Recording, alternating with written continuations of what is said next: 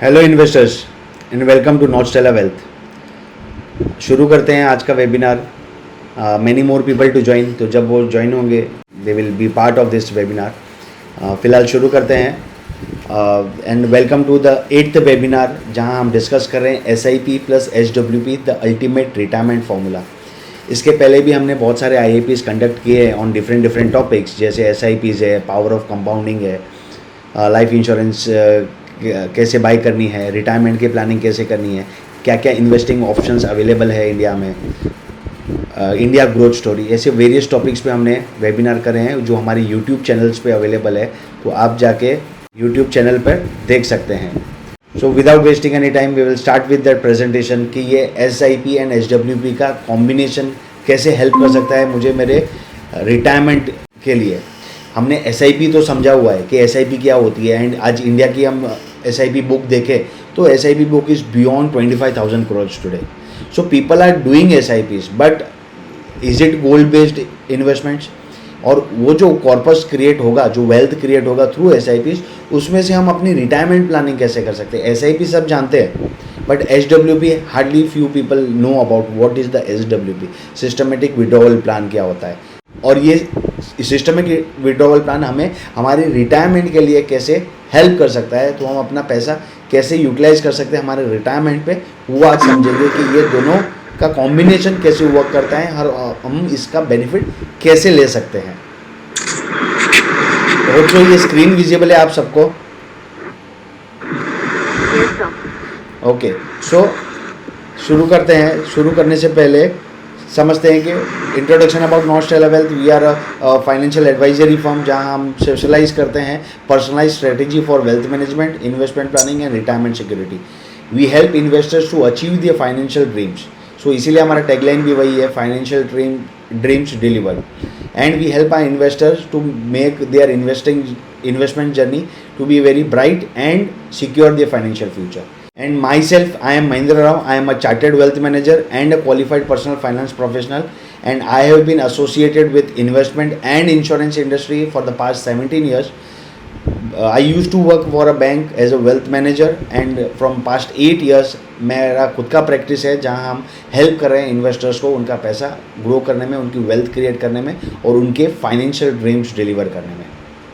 आज का एजेंडा हमने ऐसे इस प्रकार डिवाइड किया है कि अंडरस्टैंडिंग SIP जो हम जानते हैं बेसिक, उसको हम ब्रशअप करेंगे।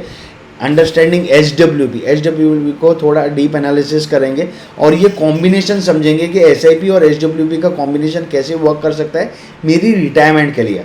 एक छोटा सा केस स्टडी है, उसके थ्रू समझेंगे, और इम्प्लीमेंटेशन स्ट्रेटेजीज क्या रहेगी।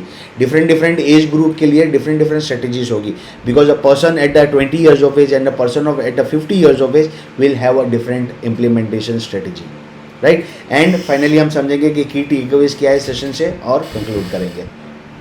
तो आइए जानते हैं what is SIP। What is SIP जानने से पहले ये जानना बहुत ही ज़रूरी है कि मुझे रिटायरमेंट की प्लानिंग क्यों करनी है। बहुत लोग कहते हैं रिटायरमेंट, बट रिटायरमेंट होता क्या है और क्यों करनी है इसकी प्लानिंग। रिटायर अर्ली, अगर मुझे बहुत पहले अगर रिटायर होना है, एज नॉर्मल रिटायरमेंट एज जो कंसिडर की जाती है that is 60 years of age, right. But if I want to retire early at the age of 45, 50, 55, तो मुझे वो प्लान करना है कि किस प्रकार से मैं उसको अर्ली रिटायर हो जाऊं, तो मेरे पास एक बड़ा सा कॉर्पस हो और वहाँ से मुझे पैसिव इनकम मिलती रहे। रिटायरमेंट का बेसिक डेफिनेशन है कि मैं कुछ काम नहीं कर रहा हूँ, बट मुझे कहीं ना कहीं से इनकम आ रही है, and that income will be from my investments. Either it can be a real estate investment, either it can be a equity investment, either it can be a gold investment, or it can be a fixed income investment like fixed deposit. कहीं ना कहीं मेरा पैसा पड़ा हुआ है और वो मुझे मंथली पैसा देते जा रहा है, and I can retire peacefully. Plus अभी क्या हो रहा है, मेरी लाइफ एक्सपेक्टेंसी बढ़ती जा रही है। Earlier people use to not live long, but because of medical sciences people are now living beyond 80 years of age। तो अगर मैं 55-60 पे अगर रिटायर होता हूँ तो मेरे पास 20-25 years ऑफ टाइम रहता है रिटायरमेंट के लिए, और वहाँ पे मैं काम नहीं कर रहा हूँ, बट मुझे एक्सपेंसेस तो फिक्स्ड है। वो एक्सपेंसेस को मैं कैटर कैसे करूँ? I have to have certain amount of income coming to my account, plus मेरे मेडिकल एक्सपेंसेस ओल्ड एज में ज़्यादा रहेंगे। राइट। तो मेडिकल एक्सपेंसेस का मेडिकल इन्फ्लेशन हम देखें तो 14% से मेडिकल इन्फ्लेशन इंडिया का ग्रो कर रहा है। तो मेडिकल एक्सपेंसेस को कैसे कैटर करना है। लाइफस्टाइल एक्सपेंसेस जो मेरी है, जो पहले मैं 20 साल पे मेरी लाइफस्टाइल थी और आज मेरी जो लाइफस्टाइल है और आते 20 साल मेरी लाइफस्टाइल, जो अगर मुझे सिर्फ मेंटेन भी करनी है तो भी मुझे एक एक्स अमाउंट ऑफ पैसा चाहिए रहेगा। प्लस मैं अगर इनहेरिटेंस की प्लानिंग कर रहा हूँ, मैं कुछ बच्चों के लिए छोड़ के जाना चाहता हूँ, मेरे नाती पोतों के लिए कुछ छोड़ के जाना चाहता हूँ, तो इसीलिए रिटायरमेंट की प्लानिंग बहुत ही ज़रूरी हो जाती है। Plus if I want to become financial independent at the age of 40, 45, 50, मैं अर्ली रिटायरमेंट के साथ साथ फाइनेंशियल इंडिपेंडेंट होना चाहता हूँ। मैं रिटायर नहीं हो रहा, मेरे पास एक्टिव इनकम है, एक्टिव जॉब है, बिजनेस कर रहा हूँ, बट मेरे को एक ऐसा कॉर्पस क्रिएट हो चुका है कि कल उठ के अगर वो बंद भी हो जाए तो मैं फाइनेंशियली इंडिपेंडेंट हूँ and I will not be worrying so much about that. Plus any stress related to finances, मेरे को जो कोई स्ट्रेस नहीं चाहिए। ये सब कारणों की वजह से रिटायरमेंट बिकम वेरी इंपॉर्टेंट। तो ये प्लानिंग करने की बहुत ही ज़्यादा ज़रूरत है, उसकी बहुत ही ज़्यादा आवश्यकता है, जो अलग अलग मेथड से हम कर सकते हैं। उसमें से एक मेथड है SIP प्लस SWB का कॉम्बिनेशन, जो हम आप डिस्कस कर रहे हैं। So understanding SIP, what is SIP, benefits of SIP and SIP in mutual funds. तो SIP is nothing but a drop of water which ultimately becomes N ocean. We are investing small amount of money every month to a certain mutual fund scheme and that mutual fund scheme creates wealth for us। ठीक है। सो वो समझना है कि एक simple drop of ocean से मेरा drop of water से मेरा ओशन बन रहा है। एंड बेसिक टर्मिनोलॉजी में हम समझे तो SIP is nothing but A recurring deposit. हम बैंक में रिकरिंग डिपॉजिट करते हैं तो बैंक हमें क्या देता है, बैंक की रेट्स जो अवेलेबल है 6%, 7%, 8%, जो भी प्रीवेलिंग रेट रहेगा वो, एंड पैसा हम बैंक को दे रहे हैं, वो फिक्स्ड अमाउंट मुझे मैच्योरिटी में दे रहे हैं। तो यहाँ पे मैंने कोई रिस्क नहीं लिया है। बट SIP के थ्रू मैं क्या कर रहा हूँ, मैं एक RD ही कर रहा हूँ, एवरी मंथ मेरा पैसा डिपॉजिट हो रहा है, but that money is going to my mutual fund scheme, जो इन्वेस्ट करेगा आइदर इक्विटी में, गोल्ड में, रियल एस्टेट में, फिक्स्ड इनकम में, depending on my risk appetite और depending on the mutual fund scheme जो मैंने सिलेक्ट की है। सो मेरा पैसा जो बैंक में जाना था वो बैंक के बदले म्यूचुअल फंड स्कीम में जा रहा है, जहाँ पे मैं रिस्क ज़्यादा ले रहा हूँ और मुझे बेनिफिट ज़्यादा मिल रहा है। सो यहाँ पे मुझे वो एडवांटेज है कि मैं रिस्क लेने के बाद रिटर्न्स भी काफ़ी बना रहा हूँ। तो एक सिंपल सा terminology is just like a recurring deposit, जहाँ पे मेरा पैसा अकाउंट से डेबिट होके म्यूचुअल फंड स्कीम में जा रहा है, wherein I am taking a very small steps in the right direction with the SIPs. So key benefits of SIP क्या है? It brings financial discipline, right? How it brings financial discipline? Because every month a certain portion of amount is getting debited from my account and getting invested in mutual fund scheme जो भी मैंने select की है। So मुझे कुछ नहीं करना है, मुझे ध्यान रखना है कि मेरा अकाउंट जो है वो फंड करके रखना है कि अगर 10 तारीख को मेरी SIP जा रही है तो मेरा पैसा वहाँ से डेबिट होना चाहिए। मुझे एक डिसिप्लिन क्रिएट करनी है अपने लिए। जैसे हम लोन लेते हैं तो लोन के लिए EMI की डेट होती है फिक्स, तो हमें इंश्योर करना होता है कि EMI के पहले मेरा अकाउंट फंड हो चुका रहे, और एल्स बैंक मुझे चार्जेस लगाएगी। सिमिलरली SIP भी आपकी एक अच्छी वाली EMI है, जहाँ पे आपको एक फाइनेंशियल डिसिप्लिन क्रिएट करना है, एक अच्छी हैबिट इनकलकेट करनी है, ताकि एक अच्छा सा कॉर्पस, एक वेल्थ क्रिएट कर पाओ आप अपने लिए for a longer horizon, right. So SIP brings financial discipline in your life. Second is it minimise your risk bye market timing. लोग जनरली टेंड करते हैं मार्केट को टाइम करने का, बिकॉज मार्केट 9 बजे 9:15 बजे जब खुलता है तब मार्केट का लेवल कुछ होता है, और जब क्लोज होता है तो मार्केट का लेवल कुछ होता है, और उसके बीच every second market has a different level. So entry exit करना आपका अवॉइड हो जाता है। एंड लॉन्गर होराइजन में अगर आप देखते हो तो you don't have to time the market. अब SIP के थ्रू करते हो तो मार्केट चाहे ऊपर होगा नीचे होगा, it will invest in the market and buy the units for you. So what you are doing, you are minimizing your market timing risk। आप मार्केट को टाइम नहीं करें, डिसिप्लिन वे से इन्वेस्ट करें और अपने लिए पैसा बना रहे हैं, अपने लिए उतने सारे यूनिट्स एक्यूमुलेट कर रहे हैं। एवरी मंथ 12 मंथ्स के स्प्रेड में आपने 10 तारीख को अगर आपका पैसा जा रहा है, अब वो दिन एग्जाम्पल में लूँ, रिलायंस का शेयर का भाव जो भी होगा वो उतना शेयर्स खरीद लेगा। सो 12 मंथ्स के स्प्रेड में आप एटलीस्ट अगर मैं एक एक शेयर भी खरीद रहा हूँ तो हर 10 तारीख को जो मेरा एक एक शेयर जमा हुआ है, at the end of the year मेरे पास 12 शेयर हो गए रिलायंस के एट डिफरेंट प्राइजेस। हर दिन अलग अलग प्राइस रहा होगा, हर 10 तारीख को भी अलग अलग प्राइस रहा होगा।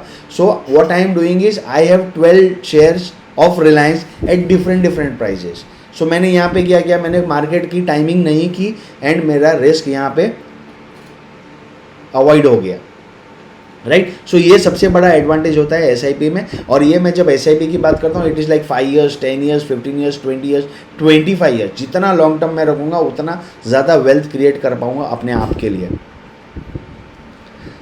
थर्ड सबसे important is the power of compounding. Power of compounding is your returns on investments and जो रिटर्न्स ऑन इन्वेस्टमेंट आ रहा है उसके ऊपर आपको रिटर्न्स बन रहा है, जो चक्रवर्ती ब्याज बोलते हैं, ब्याज पे ब्याज जो आपका बनता है। तो स्टार्टिंग में आपको नहीं दिखता, फर्स्ट 5 years तो आपको बिल्कुल नहीं दिखेगा, बट जैसे ही आपका 5 years कंप्लीट होना शुरू होगा उसके बाद आपको थोड़ा थोड़ा पावर ऑफ कंपाउंडिंग का इम्पैक्ट आता हुआ दिखेगा। And after 10 years it will come like a full fledge growth in your portfolio. So अगर आप इन्वेस्ट कर रहे हो 15,000 एवरी मंथ, 10 साल में आप कितना पैसा बनाओगे, 20 साल में, 30 साल में और 40 साल में, राइट। ये सबसे इंपॉर्टेंट क्वेश्चन है कि कितना पैसा बन रहा है। तो जितना शॉर्ट टर्म आप रख रहे हो, एग्जाम्पल 5 साल में आपने टोटल इन्वेस्ट किया है 9 लाख रुपए, अगर मैं 12% से भी अगर कैलकुलेट करता हूँ तो I am making 12 lakh rupees. This is my future value, ठीक है। 5 साल बाद मेरी मार्केट वैल्यू रहेगी उस पोर्टफोलियो की, वो है 12 lakh rupees eight the rate of 12%। But वही चीज़ मैं अगर 10 साल के लिए इन्वेस्ट करता हूँ, मेरी इन्वेस्टमेंट डबल हो गई, 9 लाख के बदले मेरा इन्वेस्टमेंट अभी बढ़कर हो गया 18 लाख। अब यहाँ पे मेरा पैसा हो गया 34 lakhs। अगर मेरा 9 लाख का 18 लाख इन्वेस्ट किया है तो मेरा 12 लाख का 24 लाख होना चाहिए था, but because of power of compounding it has grown to 34 lakh. 10 lakh rupees extra मुझे बन रहा है यहाँ पे। और 5 साल में बढ़ाता हूँ, 27 लाख रुपीज़ इन्वेस्ट करता हूँ, 9 lakhs more, and that amount grows to 75 lakhs। 20 years के लिए जाता हूँ, 36 लाख इन्वेस्ट कर रहा हूँ, बट मेरा कॉर्पस जो बन रहा है वो 1.5 करोड़ का बन रहा है। जितना लॉन्ग टर्म में जा रहा हूँ उतना पैसा मेरा ज़्यादा बनते जा रहा है। आप देखिए, because this is the power of compounding. आपका जो ब्याज पे ब्याज बन रहा है उसकी वजह से आपको बहुत सारा एडवांटेज यहाँ पे मिलता है इन अ लॉन्गर टर्म होराइजन। अगर मैं 40 years की बात करूँ तो अगर 75 लाख इन्वेस्ट करने के बाद भी I am making humongous amount of 18 crores। So wealth creation depends mostly on your discipline and patience। आपको मार्केट टाइमिंग करने की ज़रूरत नहीं है, आपको डिसिप्लिन रहना है, पेशेंस रखना है। जितना लॉन्ग टर्म आप रहोगे उतना अच्छा पैसा आप बनाओगे। मैं यहाँ पे कोई असेट क्लास डिस्कस नहीं कर रहा, मैं जनरिक बता रहा हूँ कि अगर पूरा पोर्टफोलियो आपने डिवाइड किया होगा अलग अलग असेट क्लास में, और पूरे पोर्टफोलियो ने भी आपको अगर 12% का रिटर्न बनाया है, जहाँ आपने अपने का रिस्क असेसमेंट किया है और डिफरेंट असेट क्लास में आपने इन्वेस्ट किया है, then you will be able to create a huge amount of wealth. And this is at a rate of 12% only, ठीक है। 12% is not currently it looks very low, right, but बाकी different asset class को comparison में it is very high, क्योंकि fixed income आपको 6-7% दे रही है, जहाँ पे आपको यहाँ पे 12% 14% की रेंज में आपको रिटर्न्स बन जाता है through mutual fund scheme. So this is the power of compounding. ये सबसे बड़ा एडवांटेज हो जाता है आपका एसआईपी के लिए।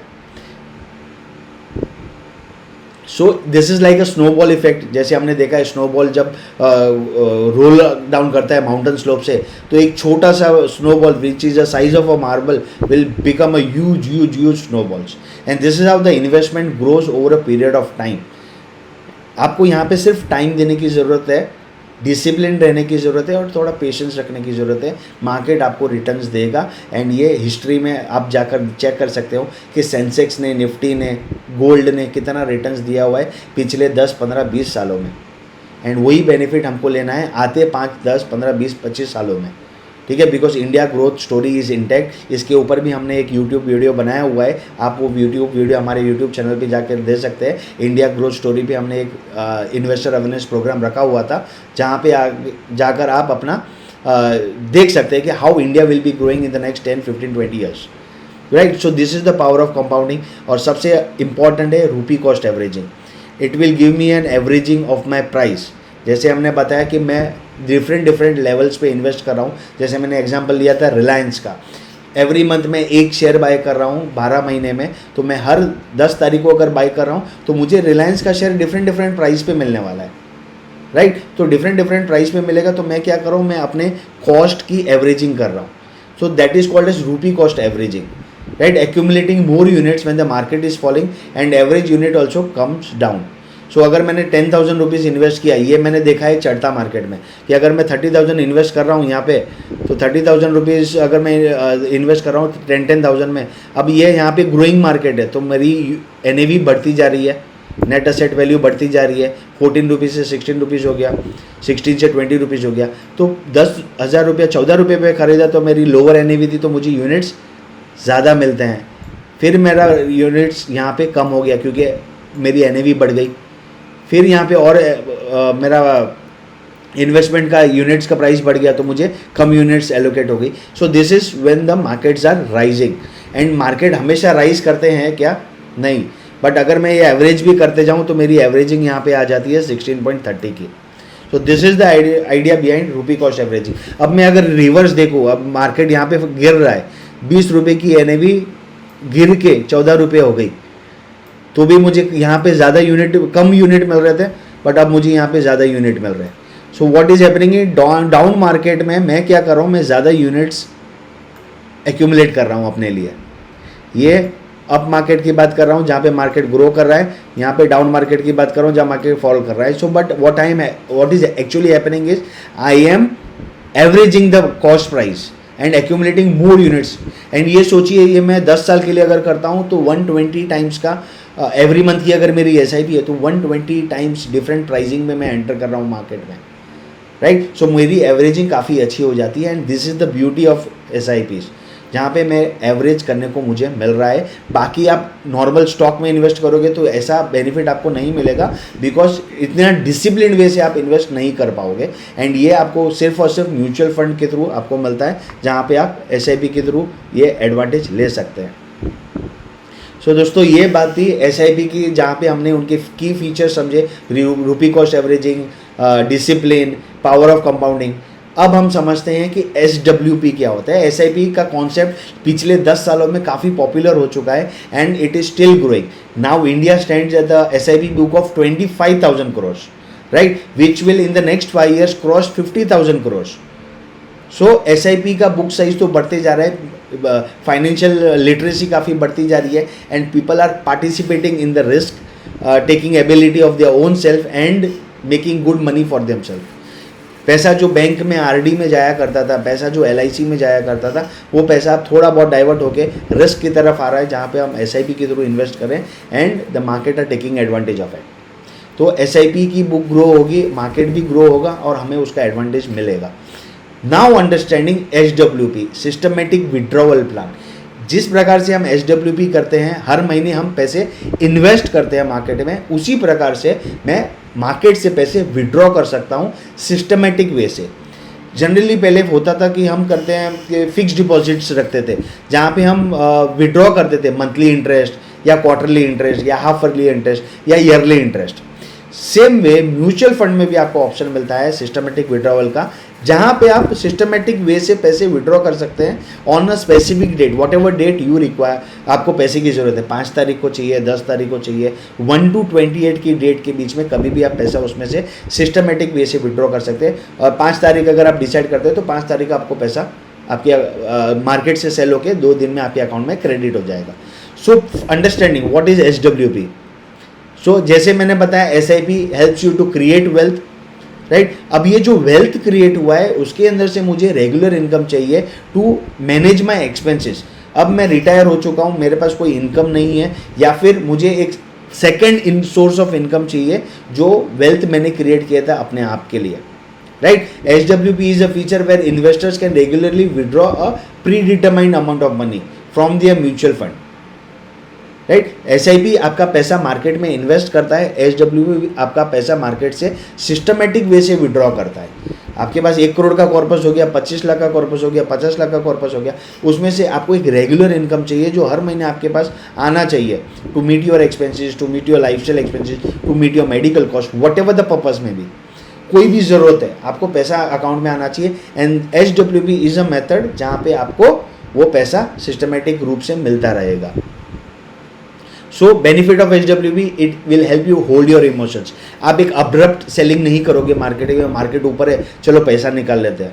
मार्केट नीचे चला गया तो रुक जाते हैं. और तो you will have to handle your emotions well when we are withdrawing money through HWP. You have your own pay cheque. यहाँ पे आपको टैक्सेशन का रिडक्शन भी मिलता है, मैं आगे बताऊँगा आपको. Saviour in turbulent times and edge over IDCW option, जो डिविडेंड ऑप्शन है, because dividend now is a taxable income right away in the hand of the investors. वो इन्वेस्टर्स के हाथ में आता है and it straight away gets club to your income. और जो भी आप टैक्स स्लैब में हो उस टैक्स स्लैब के हिसाब से आपको टैक्स लगेगा. ठीक है. सो टैक्स एफिशिएंसी भी हम देखते हैं कि आपको HWP कैसे बेनिफिट करता है. सो own your paycheck. HWP provides you certainty of cash flow plus inflation hedge. ठीक है. 10 लाख रुपया आपने इन्वेस्ट किया था, ठीक है, जैन 2001 में, ठीक है, दैट 2006 में दैट अमाउंट ग्रू टू 24. अब तक आपने विड्रॉ नहीं किया. For 5 years the money is not been withdrawn. And उसके बाद आपने 10-10 हज़ार रुपया हर महीने विड्रॉ करना शुरू किया. और उसके 10 साल बाद आपने वो अमाउंट डबल करके 20,000 रुपया विड्रॉ करना शुरू किया.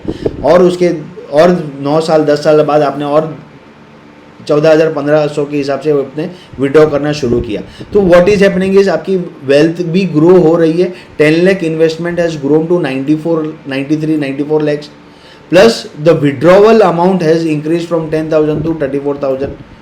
राइट. तो मेरी कॉस्ट बढ़ने वाली है एवरी ईयर कॉस्ट बढ़ने वाली है. सो मुझे पैसा की ज़रूरत ज़्यादा पड़ेगी. मेरा एक्सपेंसेस तो कांस्टेंट नहीं रहने वाला बिकॉज ऑफ इन्फ्लेशन. तो मैं क्या कर रहा हूँ, मैंने जो फर्स्ट 5 years, ये जस्ट एग्जाम्पल है, या आप अपने हिसाब से आपकी नीड के हिसाब से वी कैन मॉडिफाई दिस.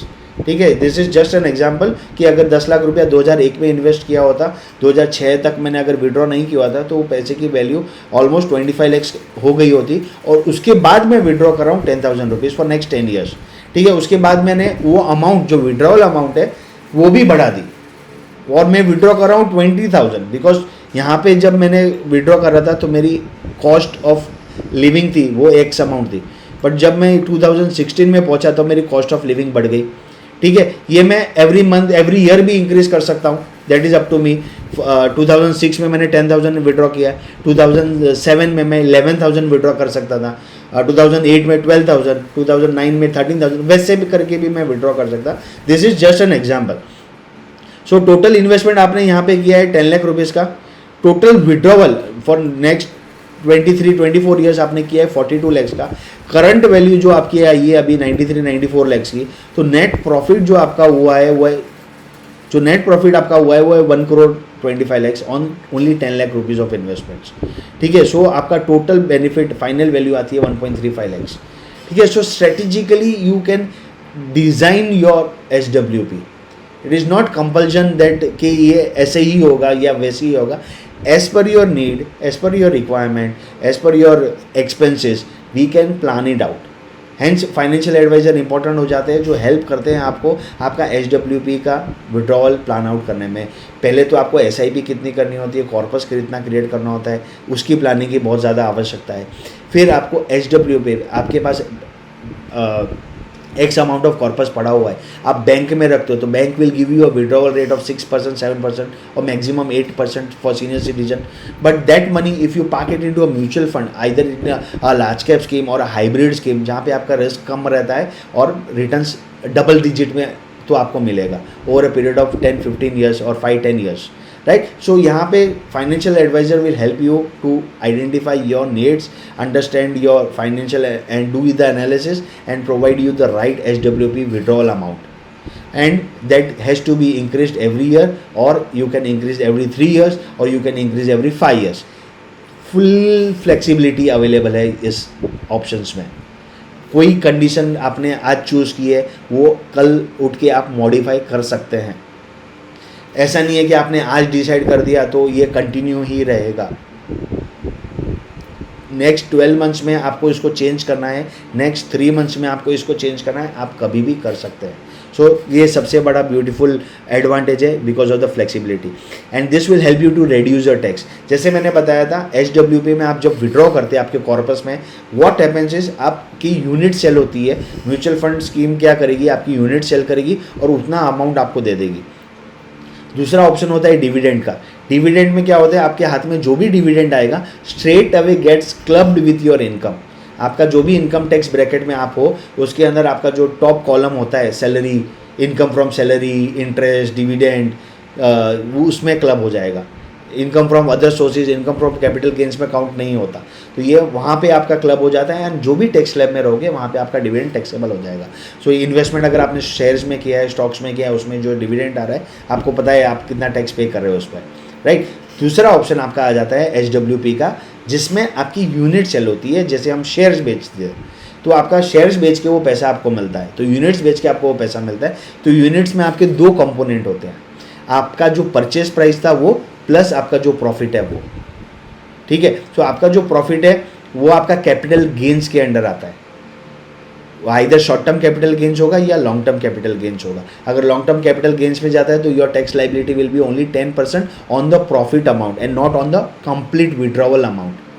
आपको आपने एग्जाम्पल 10,000 रुपया विड्रॉ कर रहे हैं हर महीने, बट वो 10,000 रुपये के अंदर आपका यूनिट सेल हुआ है तो परचेज प्राइस प्लस प्रॉफिट रहेगा, और 10,000 में आपका परचेज प्राइस समझो 5,000 है और 5,000 का कैपिटल गेन है, तो टैक्स लाइबिलिटी आपको सिर्फ 5,000 पे आएगी, ना कि 10,000 पे आएगी। उसका स्टेटमेंट कैपिटल गेन, प्रॉफिट और लॉस का स्टेटमेंट आपको म्यूचुअल फंड स्कीम AMC से मिल जाता है, तो आपको टैक्स फाइलिंग के लिए बहुत ईजी पड़ जाएगा। सो यहाँ पे आपको ये एडवांटेज मिलता है कि you pay lesser tax compare to a dividend option. So tax efficiency के हिसाब से भी देखें तो HWP is a very better option, जहाँ पे सिस्टमेटिक वे से आपने कोई मार्केट अप है डाउन है नहीं देखना है, मार्केट सिस्टमेटिक वे से आपका पैसा विड्रॉ करके आपको अकाउंट, बैंक अकाउंट में क्रेडिट कर देगा, right. So tax efficient product है। दूसरा है saviour in turbulent times. Market down चल रहा है, ठीक है, तो मार्केट डाउन रहता है एक हफ्ते के लिए, एक महीने के लिए, या ज़्यादातर 2 से 3 महीने के लिए। बहुत कम होता है कि एक लॉन्ग टेन्योर के लिए मार्केट डाउन रहेगा, और या फिर मार्केट साइडवेज चलता है। मार्केट साइडवेज चल रहा है तो भी मुझे कोई इशू नहीं है जब मैं पैसा मार्केट से विड्रॉ कर रहा हूँ। जब हमने कोरोना में भी देखा तो market fell down in March, जो एकदम क्रैशिंग आया था, but from April May onward it started coming up. तो मैं अब मार्केट में विड्रॉ कर रहा था, अगर मैंने तब मेरी HWP चल रही होती, ठीक है। सेम हैपेंड इन 2008 में it fell down somewhere around January April से आपका लेके चालू हुआ था 2009 में, एंड उसके बाद गिरने के बाद automatically market starts recovery. Market का करेक्शन मोस्टली जो बिग फॉल होता है, बिग फॉल की बात कर रहा हूँ, वो हफ्ता महीना तक ही चलता है। उसके बाद मार्केट ऑटोमेटिकली रिकवर होना शुरू करता है। रिकवरी के लिए टाइम लग जाती है, गिरता धड़ाम से है, बट जो रिकवरी आती है, रिकवरी टेक्स टाइम्स। सो जब मैं अगर मेरी HWP चल रही है, अब मार्केट डाउन है, तो वहाँ पे भी मेरी विड्रॉवल जो होगी वो पर्टिकुलर मंथ में एक ही विड्रॉवल रहेगी जो मुझे कम रेट पे मिलेगी, बट उसके बाद जब मार्केट रिकवर करता रहेगा तो मुझे वो बेनिफिट मिलना शुरू हो जाएगा। So hence it become saviour in my turbulent times, कि मैं पैसा एक साथ विड्रॉ नहीं कर रहा बट सिस्टमेटिक वे से विड्रॉ कर रहा हूँ, तो मुझे फ़र्क ही नहीं पड़ रहा है, क्योंकि मार्केट डाउन 1 महीना 2 महीना 3 महीना मैक्सिमम रहेगा। उसके बाद तो मार्केट स्टेबल हो जाएगा, मार्केट स्टेबल होगा, फिर market with in a year market की रिकवरी आ जाती है, सेम लेवल आपको विद इन अ ईयर और 2 देखने मिल जाता है, and automatically that cycle starts again. आप हिस्ट्री में जाके देखोगे, ये चार्ट में दिख रहा है आपको निफ्टी 50 का अप्स एंड डाउन्स, कि how you HWP helps you to mitigate your risk, ठीक है। जब विड्रॉ भी कर रहे हो तो आपको कोई इंटरफियरेंस नहीं है आपका मार्केट के हिसाब से, वो पैसा आपको विड्रॉवल दे रहा है।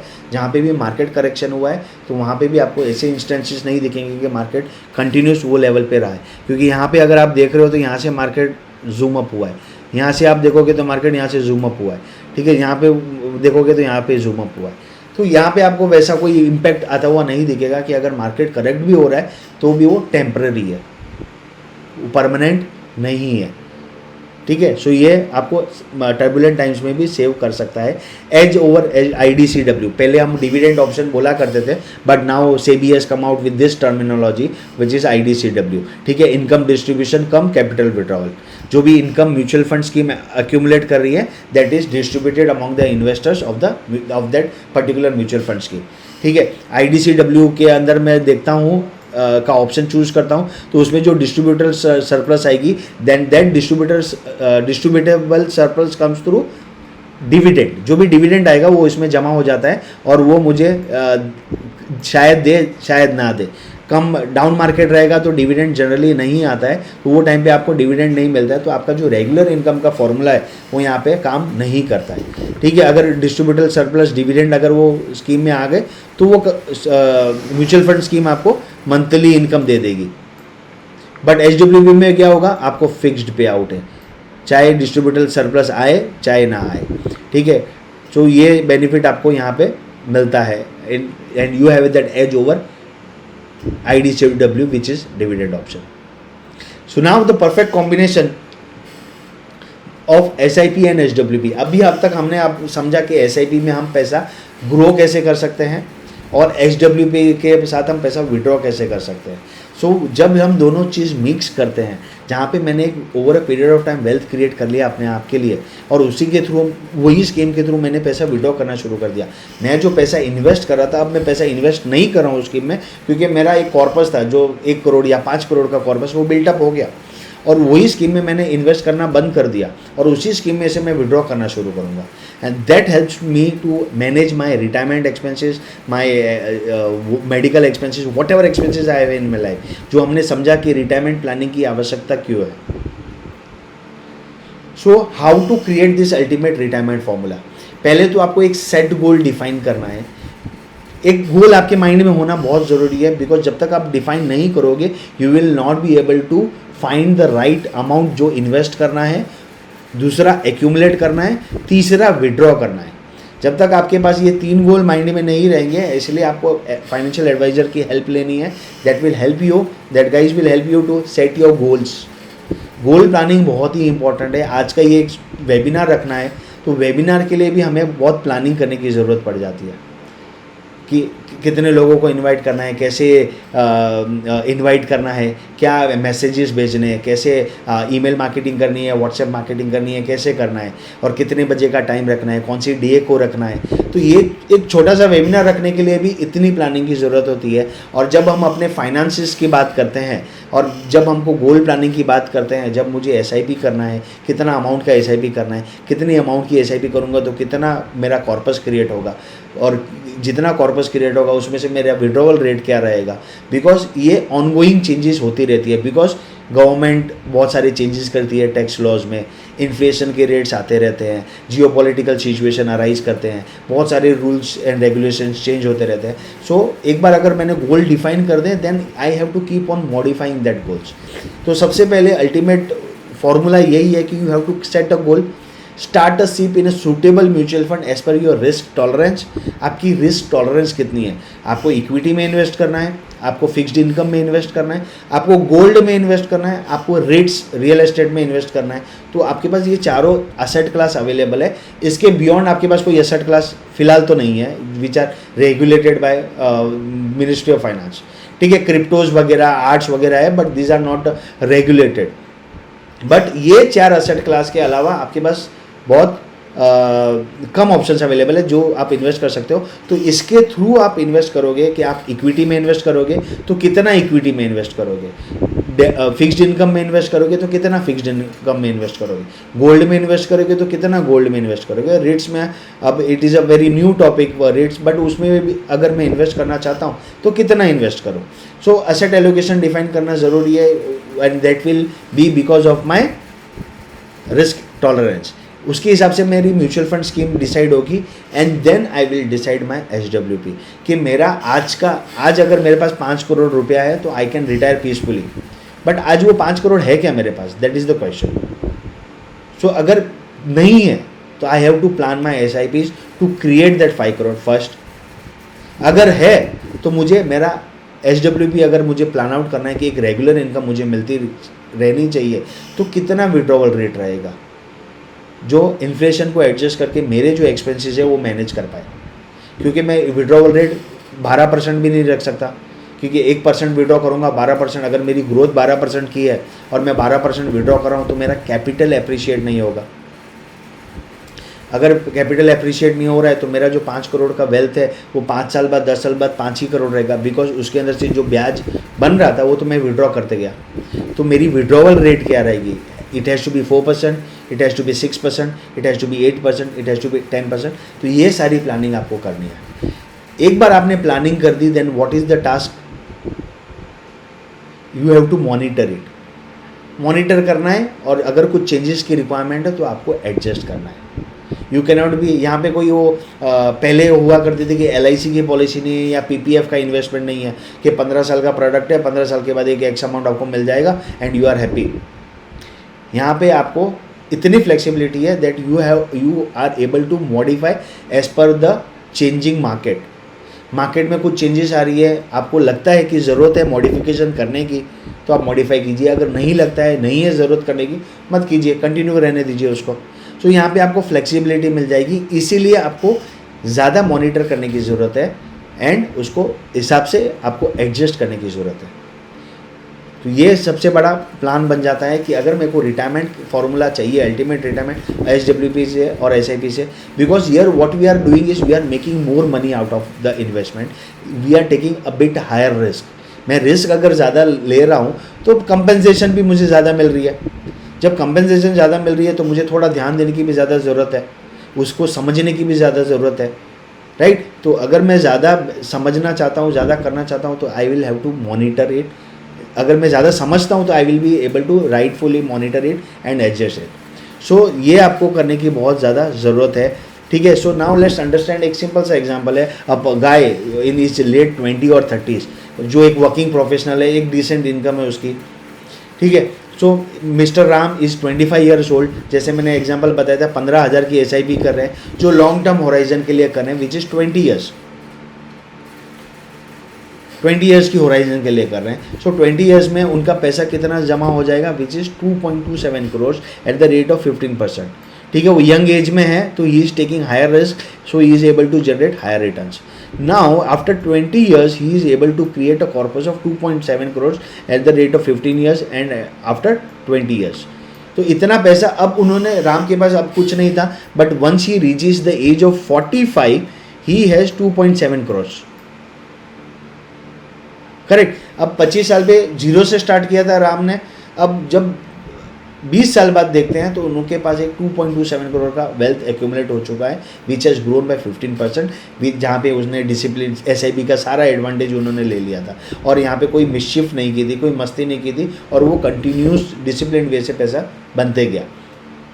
अब ये पैसा उनका बन गया, अब he wants to withdraw. Now what Ram does is he starts withdrawing 1.5 lakh per month. डाला कितना था, 15,000 रुपये, विड्रॉ कितना कर रहे हैं, 1.5 लाख रुपए, ठीक है। अब रिटर्न्स हमने क्या कर दिए, यहाँ पे कम कर दिया, ठीक है। यहाँ पे हम रिटर्न्स कितना जनरेट कर रहे थे, 15%। ये हमने हाई रिस्क लिया था क्योंकि हमको वेल्थ एक्यूमुलेट करना था, तो हम यहाँ पे हाई रिस्क ले रहे हैं। बट जब हम विड्रॉ कर रहे हैं, जब हम विड्रॉ कर रहे हैं तो हम विड्रॉ कर रहे हैं कितने रेट पे, 12% की रेट पे। अब हम विड्रॉ कितना कर रहे हैं, 1.5 लाख रुपया, which is 10 times of the money invested. 15,000 की SIP थी, बट मैं विड्रॉ कितना कर रहा हूँ, 1.5 लाख रुपया पर मंथ, ठीक है। सो 18 लाख रुपया मैं पर ईयर इन्वेस्ट करता हूँ 15 साल के बाद भी। So once I reach 60 years of age, फिर भी मेरा कॉर्पस बना रहेगा 4 करोड़ का आफ्टर 15 ईयर्स, क्योंकि अब 25 ईयर्स से लेके 20 ईयर्स हो गया 45 ईयर्स, फिर हमने 15 साल के लिए 18 लाख रुपए हर ईयर विड्रॉ किए। So after 15 years Ram will स्टीव a corpus of 4 crore once he reaches age of 60। 60 साल के हो गए, फिर भी उनके पास 4 करोड़ का कॉर्पस अवेलेबल रहेगा and he will be able to withdraw this money even more for the next 15 years, क्योंकि तब तो कॉर्पस 2.5 करोड़ का ही था, 2.7 करोड़ तो विड्रॉ कर दिया था, 2.27 का करोड़ का वेल्थ था। अब 1.5 लाख रुपया यहाँ पे जाके वो अमाउंट बढ़ाना चाहते हैं अगर, तो बढ़ा भी सकते हैं, 1.5 लाख के बदले 2 लाख भी विड्रॉ कर सकते हैं।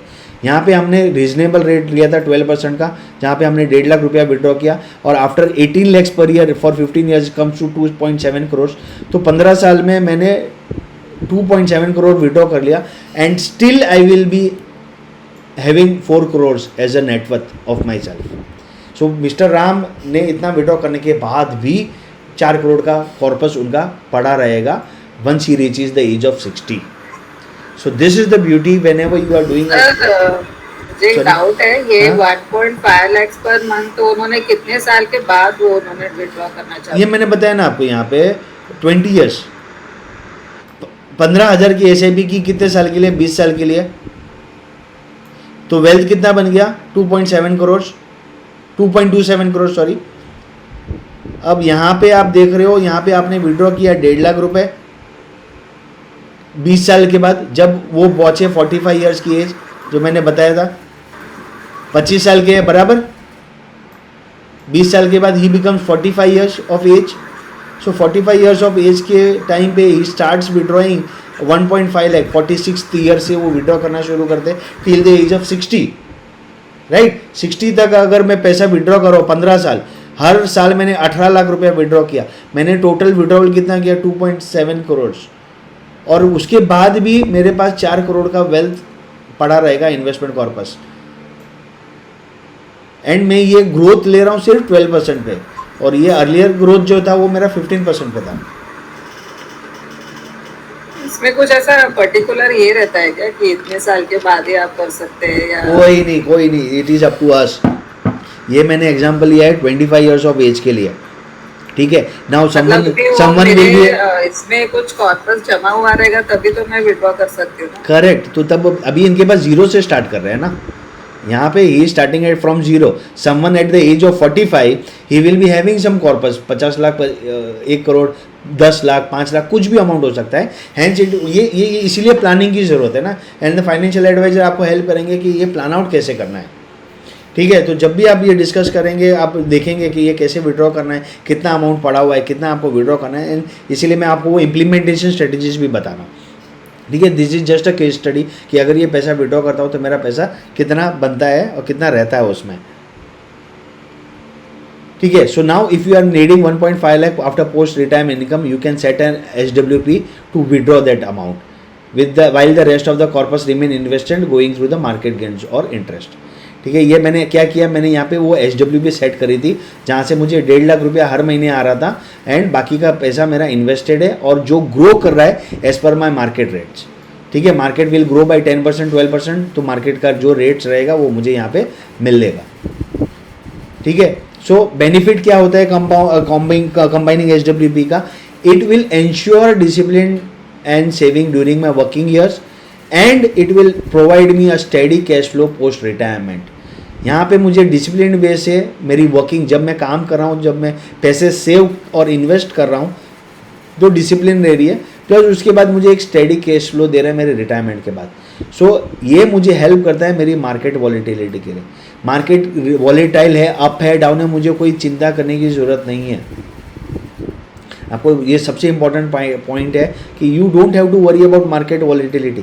कहीं पे भी आपको मार्केट वॉलेटिलिटी नज़र नहीं आई, because if India is growing at an X rate and inflation is growing at Y rate, तो एक्स प्लस वाई का जो रिटर्न मुझे मिलना है मार्केट से वो मुझे मिलेगा ही।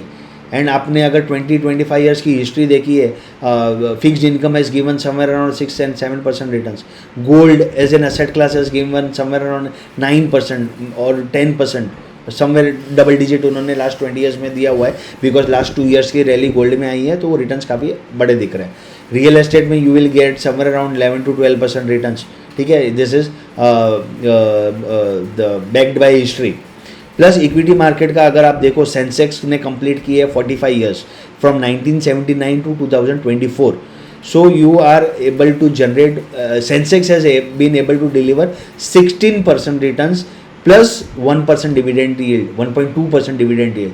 तो मोर देन 17.5% का रिटर्न्स आपका जनरेट हुआ है फ्रॉम सेंसेक्स इटसेल्फ। निफ्टी को भी अभी 1995 में चालू हुआ था, सो अभी 30 ईयर्स कंप्लीट होने आएंगे next year. So it is already completed 29 years and it has been able to deliver more than 14-15% returns.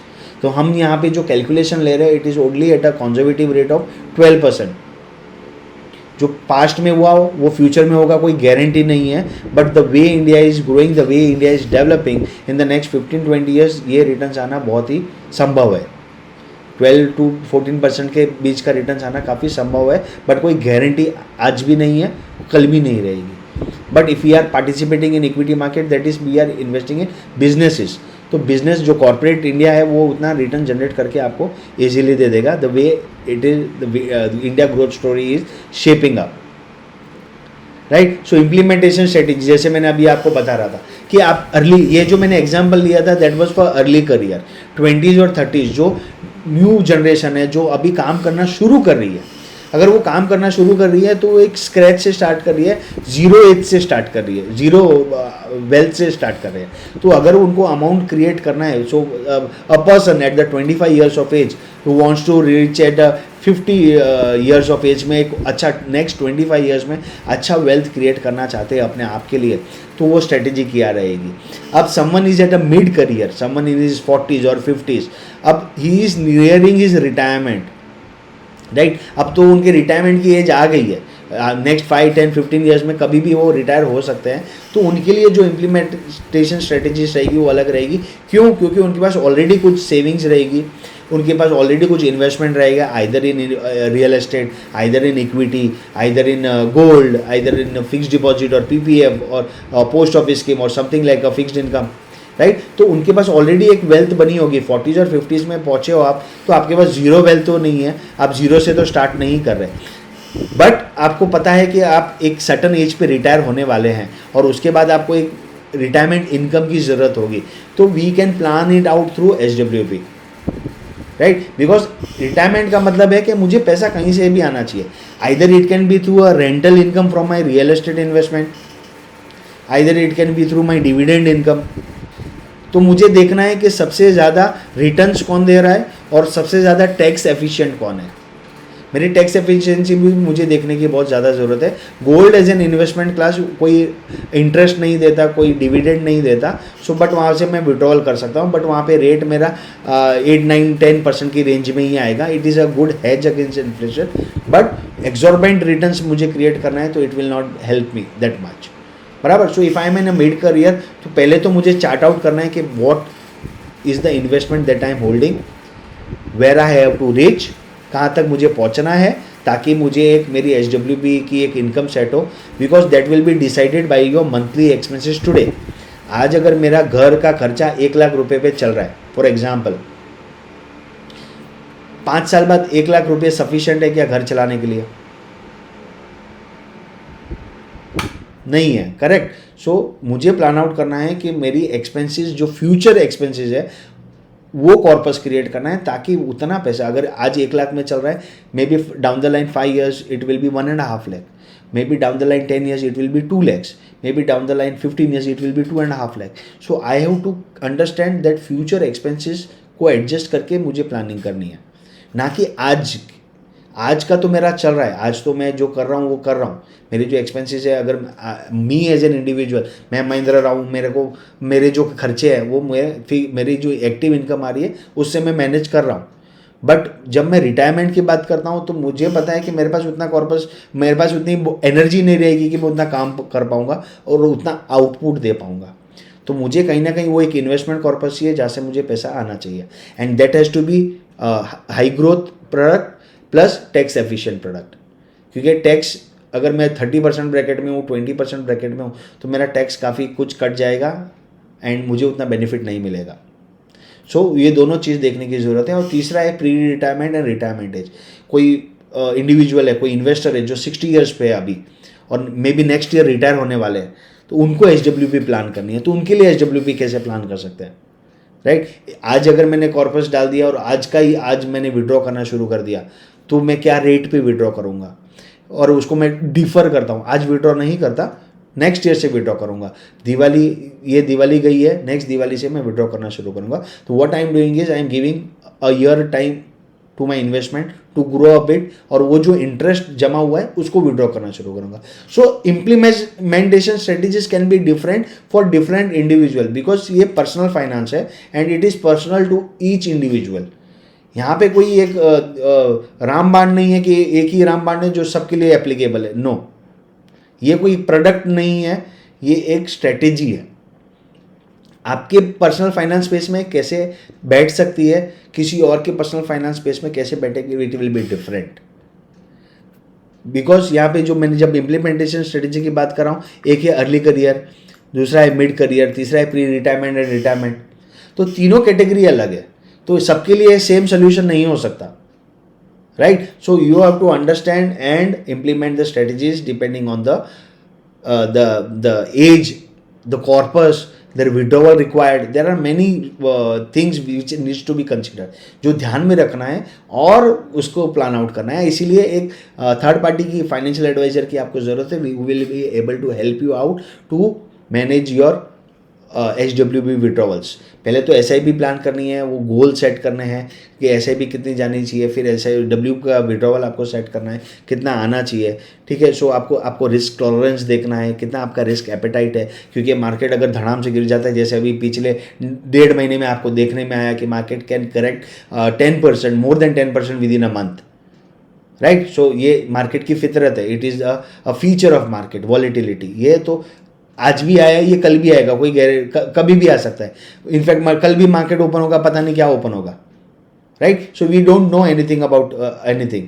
So we have to understand that we have to implement the strategy as per our risk appetite and our needs, ठीक है. So the key takeaways for the today's session is, हमने समझा कि SIP कैसे help करता है wealth build करने में, और SWP कैसे हेल्प करता है उसको सस्टेन करने में और मेरी एक्सपेंसेस को मीट करने में, so that I will be able to live a stress free retirement life. एक ऐसी कंबाइंड स्ट्रेटेजी है जो हेल्प करेगा मुझे स्ट्रेस फ्री रिटायरमेंट लाइफ जीने के लिए. So this was the key takeaways for today's session. SWP plus SIP plus SWP का the ultimate retirement formula. So if you have any question you can ask me, and we provide a 30-minute free consultation to each one of you, जहाँ पे हम एक basic financial plan create करेंगे, एक financial checkup करेंगे, आपकी existing portfolio review करेंगे and आपको गाइड करेंगे टू हेल्प यू आउट कि आप अपनी फाइनेंस की प्लानिंग कैसे करें. अगर आपको SIP करनी है, आपको विड्रॉवल लेना है, तो किस प्रकार से आप ये प्लान आउट कर सकते हैं. That will help you to have a regular income plus grow your wealth, right. So if you have any question you can ask me now. Sir ये SWP नहीं किया हमने, तो फिर ऑब्वियसली मतलब हमारा जो कॉर्पस रहेगा वो ज़्यादा ही होगा. बराबर है, वो पैसा उसमें पड़ा रहेगा ना. हम क्या कर रहे हैं, हम इंटरेस्ट जो है, इंटरेस्ट उसमें जो एक्यूमुलेट हो रहा है वो विड्रॉ कर रहे हैं. अब इंटरेस्ट अगर मेरा 12% से एक्यूमुलेट हो रहा है, बट मैं उसको 6% से ही विड्रॉ कर रहा हूँ, तो 6% का जो इंटरेस्ट वो तो अंदर ही पड़ा हुआ है कॉर्पस में, and that will help me grow my capital. मेरा जो कॉर्पस है वो बढ़ता रहेगा, बराबर. अगर एक 10 लाख रुपए है, 10 लाख के ऊपर मुझे 12% इंटरेस्ट मिल रहा है, तो 1,20,000 बना. मैंने सिर्फ 60,000 विड्रॉ किया, तो अभी मेरी कॉर्पस वैल्यू कितनी होगी, 10,60,000, करेक्ट. सो वो कॉर्पस वैसे ही बढ़ता रहेगा. अगर मैं उसको विड्रॉ नहीं कर रहा हूँ तो कॉर्पस तो बढ़ते रहेगा. अगर 12% मिल रहा है तो 1 लाख के बदले 10 लाख के बदले 11,20,000 उसमें जमा है, करेक्ट. सो वो तो मैं उसको 5 साल बाद भी विड्रॉ कर सकता हूँ, ओके. समझे. सो जितना वो मैं प्लान आउट कर सकता हूँ. इसीलिए वो रिक्वायरमेंट क्या है ना किसी की भी, उसके हिसाब से हम प्लान कर सकते हैं. वो अभी आज नहीं करूँगा, आज मैंने इन्वेस्ट कर दिया, मैं 5 साल मे बी 2030 में मुझे पैसा विड्रॉ करके चाहिए. सो 2030 में हम तब से प्लानिंग करके रखेंगे कि ऐसे ऐसे विड्रॉल आपको आने चाहिए. तब तक वो पैसा उसी में पड़ा रहेगा और वो ग्रो करता रहेगा, क्योंकि आपने उतने यूनिट्स, उतने शेयर्स खरीद लिया है, तो वो शेयर्स के जो प्राइस है, जो भाव है, वो बढ़ता रहेगा, आपको उतना बेनिफिट मिलता रहेगा. Okay. Anyone else? If you have any question, you can ask me now.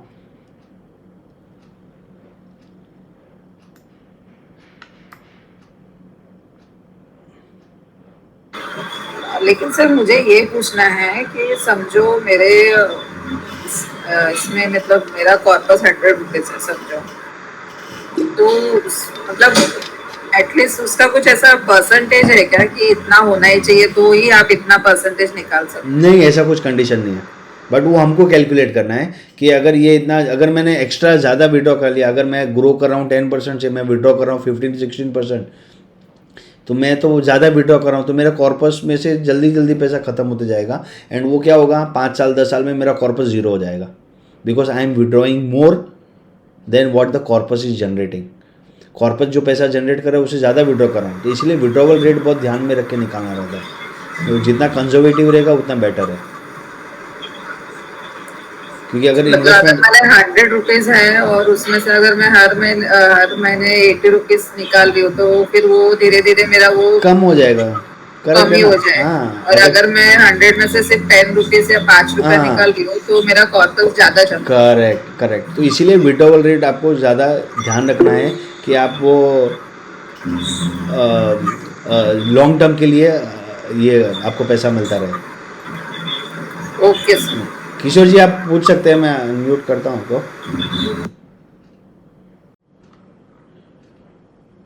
जी आपको कोई क्वेश्चन था? तो मैं लीव करूँ क्या, चलेगा? हाँ बस हो गया, वे एंड हो गया, अभी कोई है नहीं क्वेश्चन। ठीक है, ओके सो सर।